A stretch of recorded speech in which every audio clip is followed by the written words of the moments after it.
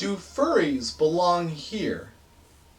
This is footage of furries marching in various pride parades in full suit, often in the scorching summer sun, flaunting their costumes in public, representing furries at a celebration of LGBTQ rights. So what are we doing here? Is this overtly sexualizing a fandom that already has public image issues? What about gamers? LGBTQ cosplayers, or other activities not directly related to LGBTQ issues? Indeed, they are important aspects of the community, groups building community, networking, and supporting each other. For those who think that Pride should be reserved solely for celebrating same-sex marriage and equality, consider that allies are an important part, like the police, firefighters, corporations large and small, and other institutions that aren't necessarily queer, but showing support. The Pride Parade was started as political protest for gay rights and turned into the celebratory festival we recognize today.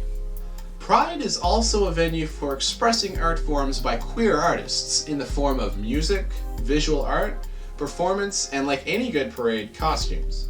All that being said, it seems almost stranger that you wouldn't see furries at a Pride Parade. 1/3 of the fandom is heterosexual. Is it not a good thing for them to be included with queerness or otherness? We furries are already accepted within the LGBTQ community to a large extent, which is at least partly due to our own gender and sexual diversity. For us, this raises another important question. Should you come out as a furry?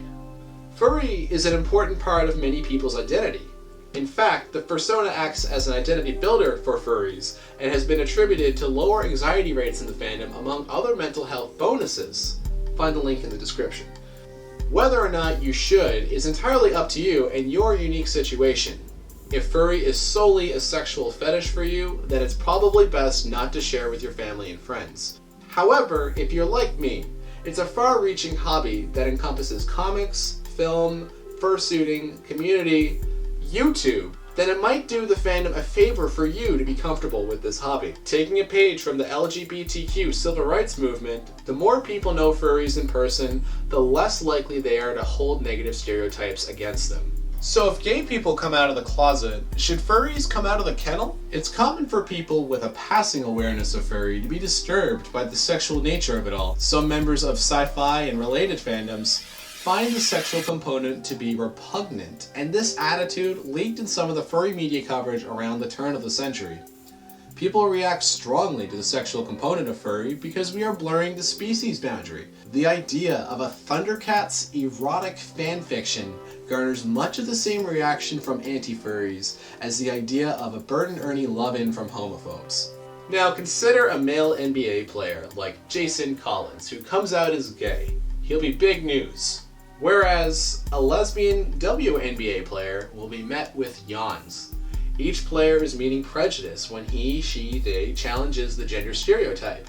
The man when it's revealed that he's gay, the woman when it's revealed that she plays basketball. Sexism is at the heart of much of the prejudice, homophobia, and transphobia.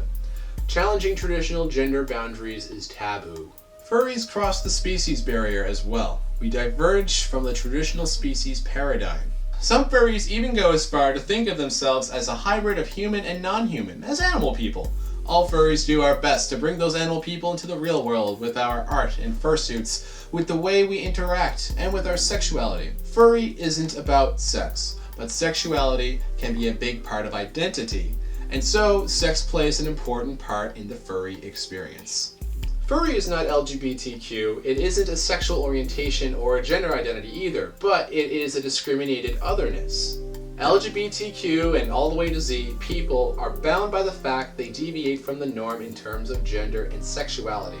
To add furries is to stretch these boundaries and would arguably dilute the value of what it means to be queer.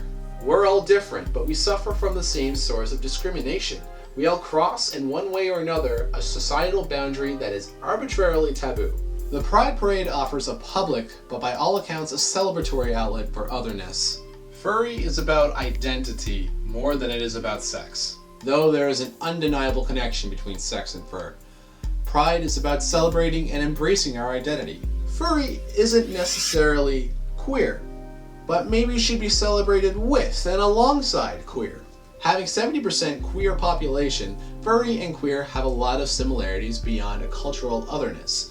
People use the Pride Festival not only to celebrate same-sex equality, but now they include other othernesses like kinky people and activities that are all equally labeled deviations from cultural norms, even if represented by our heterosexual allies. Nowadays, furries are regular and long-time participants in gay pride events from San Francisco, USA to Sydney, Australia, and elsewhere around the world. Our representation at these events should not be only those of us who are LGBTQ. We should participate because we want to publicly express and celebrate our queerness, our furry identity, regardless of gender identity or sexual orientation. Culturally After this week was brought to you by these fluffy people and by our sponsors on Patreon. If you like what we do here, the best thing you can do for us is subscribe and share with your friends. If you want to support us in a more tangible way, we have a donate button at the top of our YouTube page and also a Patreon, where patrons get cool perks like priority episode suggestion and early access to our side series all about furries and sex, called Culturally After Dark. If you have an idea for a future episode topic, you can find us online at Culturally